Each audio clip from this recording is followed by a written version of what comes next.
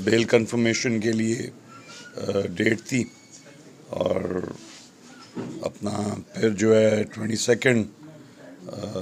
इस महीने की नई डेट मिली है और इंशाल्लाह पहले भी अदालतों के ऊपर एतमाद है।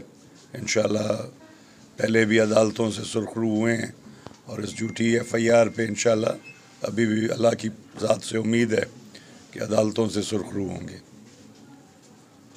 ये हमारी ATC कोर्ट वैकेंट है, तो DJ साहब इंचार्ज हैं, उन्होंने सुनी नहीं कंफर्मेशन बेल की, इसलिए 22 तारीख हो गई है। अब इंशाल्लाह ये केस ऐसा है जिसकी न टांगे हैं, न धड़ है, न सर है, तो ये इंशाल्लाह हमारी कोर्टें इसको खारिज कर देंगी, ये ख़त्म हो जाएगा और इंशाल्लाह हम सरखुरू होंगे और जीत जाएंगे। ये सिवाय पॉलिटिकल विक्टिमाइजेशन के और कुछ भी नहीं है इस केस में।